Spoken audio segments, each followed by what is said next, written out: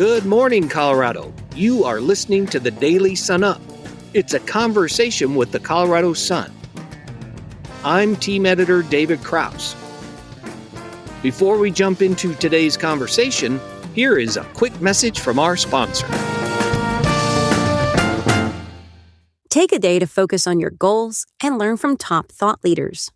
The Ames Community College Spotlight Speaker Series returns September 16th with best-selling authors Dan Heath, Susan King, and change leadership expert Cassandra Worthy, all live at the Ames Welcome Center in Greeley. One day, 3 powerful perspectives. Set the summer trend. Electrify your lawn equipment and help reduce harmful ground-level ozone in your Front Range community. Learn more at simplestepsbetterair.org. Now, back to the show. Thanks for joining us today, everyone. On Friday, the federal government released its near-term management plan for the Colorado River system, which provides vital water supply, as we know, to nearly 40 million people across the West. The river has been overstressed by rising temperatures, ongoing drought, and, of course, persistent demands, while water regulations have really been slow to address the looming need for water restrictions. Here to discuss this latest development and the ongoing fight over how to share the water and the water storage burden is Sun water reporter Shannon Mullane. Hello, Shannon. Hi, thanks for having me. Thanks for jumping in after a busy Friday of writing. Yeah, it's been a doozy. We've had press conferences all day long, and we're really had a lot of announcements today on the Colorado River. Shannon, we are recording this Friday afternoon, like you said, after a whole bunch of press conferences and interviews. Let's start, though, with a reminder to our listeners about really how we got here and why the federal government had to jump in and make this ruling. Right. So today they announced essentially the beginning framework of their post-2026 plan, but this has roots that date back really 20 years at this point. We are in the process of seeing how these negotiations that have been going on for 3 years, specifically about how to manage the reservoirs after 2026, are coming out. So I think the key things that people should remember here are, one, there's a misconception floating around that the state negotiators have been renegotiating this century-old compact that dates back to 1922. That's not what is up for grabs. What they are and have been renegotiating are these sort of drought response measures that officials did in 2007 because the Colorado River Basin was dipping into prolonged drought at that point in time, and they realized that their existing rules weren't going to be enough to manage these key reservoirs, Lake Mead and Lake Powell. And those guidelines that they established in 2007 had a time limit on them, and they expire this year. And so since 2023, officials have been working on what do we do once these guidelines expire, and they have not agreed on a lot of things. And really, the states largely failed to come up with a state recommendation for how that they would give to the federal government to say, hey, this is how we want to manage the basin. And one of the areas of tension has been even like which reservoirs are involved. The 2007 guidelines really focused just on Lake Mead and Lake Powell. Then when they were renegotiating, the Lower Basin states, that's Arizona, California, and Nevada, wanted more reservoirs involved, including upstream reservoirs like Blue Mesa in Colorado. And they disagreed on the length of the agreement. They disagreed on which states would take water cuts and also how much water should be cut. They had discussions over federal authority, just some were making legal threats. It's been kind of a tense environment for 3 years now. And since the states kind of failed to come together on a consensus proposal, the feds just kind of continued their own federal process and they put out their own plan. And that's what we're talking about right now. So let's get into that. Let's dig into that now, Shannon. It's a 2-year plan. Tell us what's in it and how Colorado and the other 3 upper basin states really escaped from any mandatory cuts. Right. Yeah. The announcement today was focused on how they're going to manage Lake Mead and Lake Powell for 2027 and 2028. And so it is this 2-year plan, but it is also part of a larger framework that they announced sort of earlier this summer. The federal agencies involved are the Department of the Interior and the Bureau of Reclamation. They set up this 10-year framework that sets up these ranges of actions that they can operate within for the next decade. For example, Lake Powell, they might be able to release 5 million acre feet to 12 million acre feet of water out of the dam. They also said, hey, Lower Basin states, you might have to get called on to cut as much as 3 million acre feet under each set of in a certain year. And so this 10-year framework, though, is made up of these 2-year plans. And because those 2-year plans only last for a short period of time, the state officials and the tribes in the basin are going to have to continue to renegotiate throughout the next decade what the next 2-year plan is going to look like. And so that's why we were kind of waiting. Everybody has been waiting to see what this next 2-year plan is going to include, because it will have immediate impacts. The next water year is going to start October 1st for many water users. And so people are really planning around this right now. And so just to give a few takeaways, again, it's kind of a lot of numbers, but bear with us. The downstream states are going to bear the brunt of the cuts. So in total for each year, my understanding at this point is that they're going to have to cut their use by 1.25 million acre feet. I know we're throwing around the term acre feet a lot. It's not a very clear unit of measurement at all. But if you can just imagine that 1 acre foot is enough to cover a football field and a foot of water, basically that's enough water for 2 to 4 households to use in a year. That's a visual for you, but for reference, Colorado uses about a little over 5 million acre feet from multiple water sources each year. So 1.25 million, it's a lot of water that the downstream states are being asked to cut. And they're splitting it up in certain ways. Arizona is going to take the largest hit. And then California and Nevada are both going to have to cut back on water. But the reason why, the upper basin states, and that's Colorado, New Mexico, Wyoming, and Utah, they escaped these mandatory cuts really because of what the federal government can and can't do in each part of the basin. And in the lower basin, the feds just have more authority. They can say, hey, this is the level of shortage we need to take.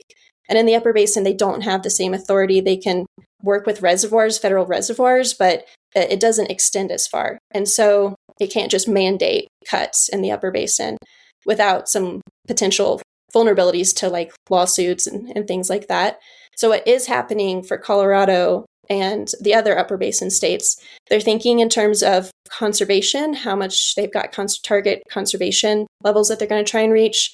And they also are going to be talking about different agreements for making emergency releases from upstream reservoirs to try and help Lake Powell out when its water level gets too low. And so we can talk a little bit more about that if we want, but those are the main highlights from this 2-year plan that was announced this morning. Let's circle back on that in a minute, but real quick, Shannon, you talked about in the first part of the conversation, the negotiations among the 7 states that make up the 2 basins continue to go on, tension between. What are some of the latest updates, if any, on the movement in this deadlock there? It's funny. The federal government has really set up a loose set of guidelines because there's so much deadlock that continues, and at least in part because of that. And so as the states have to continue to negotiate these 2-year plans, they're going to have to continue to face these issues that they keep running into. And so one of the things that the lower basin officials have really been pushing on is more upper basin involvement. They've argued for several years now that if there are going to have to be mandatory cuts, then those cuts should be shared between all of the states in the basin. And the upper basin officials, they have counter arguments for that. They say, hey, we take water shortages every year because it's just what's imposed by nature. There's just no water in the system. They also say that, upper basin states haven't used their full legal allocation of Colorado River water. So it just kind of goes back and forth when these stubborn issues continue to come up. Arizona had a press conference that I just got out of today where they were talking about their thoughts on this 2-year plan. And one of the topics that did come up is the legal threats that have been coming out of states. Arizona is not backing down on its ability to take things to court if it sees that its water rights or its rights have been violated in some way. And, taking things to court in water world, that's kind of nicknamed the nuclear option because it essentially just ties everything up. People's hands are tied. They can't talk to each other in the same way. It's expensive. It can take literal decades. So nobody wants that to happen, but also no one is really willing to let that option go to the wayside. And then another thing that is really kind of in the works right now is, if the Upper Basin isn't going to do mandatory cuts, what kind of contribution program are they going to do? How are they going to contribute? And so I know that Colorado and other states are working on that right now. You mentioned, Shannon, the feds have a little more authority in the Lower Basin states than the Upper Basin states. Can you explain a little bit more on why that is? Yeah, it has to do with the law of the river. This is a century of interstate agreements, compacts, court cases, all of these policies that have built up about how the Colorado River is managed. And so the Secretary of the Interior has the role of being water master in the Lower Basin. And as water master, it sort of manages these contracts with water users. It's very different than how water management works in states like Colorado. And so because the water users in the Lower Basin have contracts with the federal government, the feds can say, hey, you know what? We need to take shortages this year because it's has a more active role in that management. In Colorado, boy gee golly, it is different. We have thousands of water users, thousands of water rights. It's a different kind of system. It's administered within the state. So they just have different roles. A lot of this, as you mentioned, is kind of hard to qualify and quantify because we're throwing so many numbers around for people who don't typically watch water issues.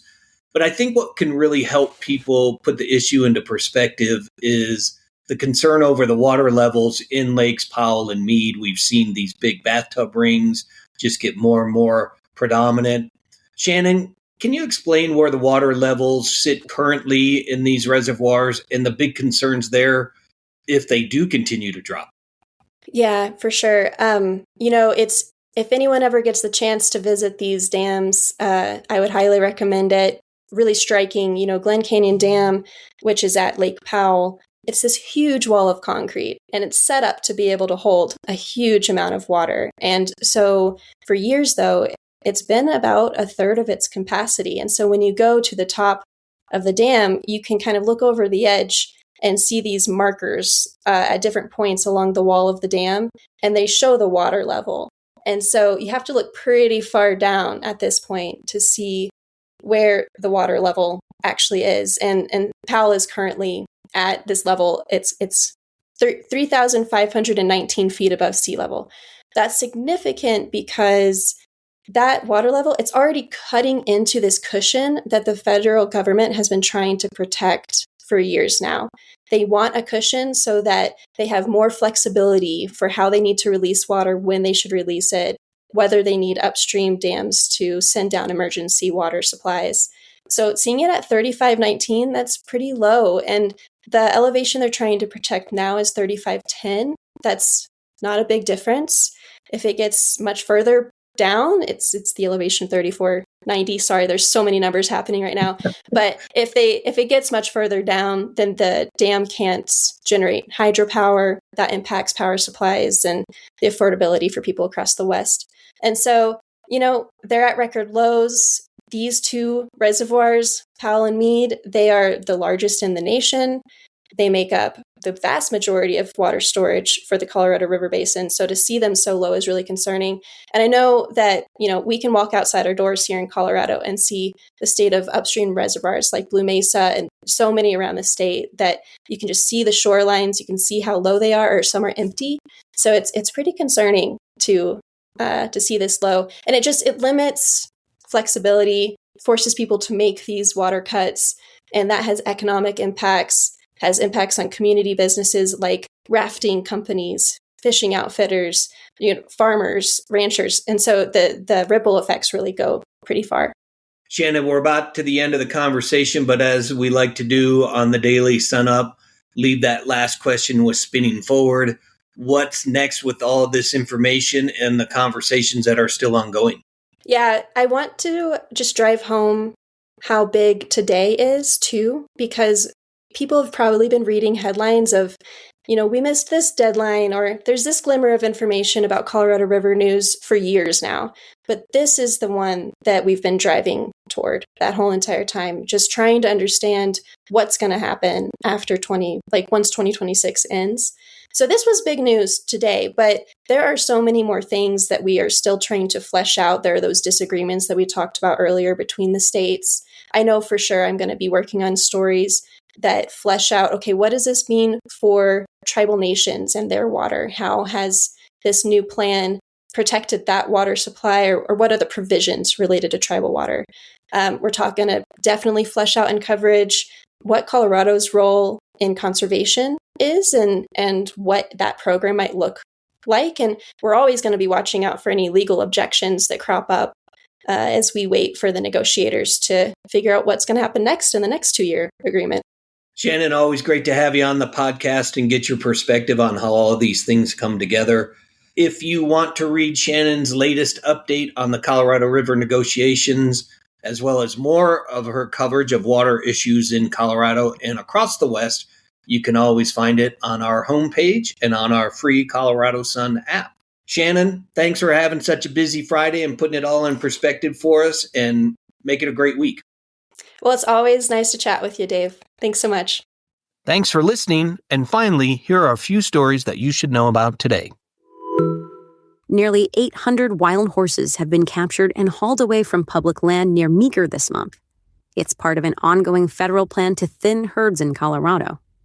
This summer, the goal is to shrink the state's wild Mustang population to about 600 horses from the more than 1,700 currently. Colorado employers haven't given up at a time when prospects appear limited for job seekers and businesses announce closures.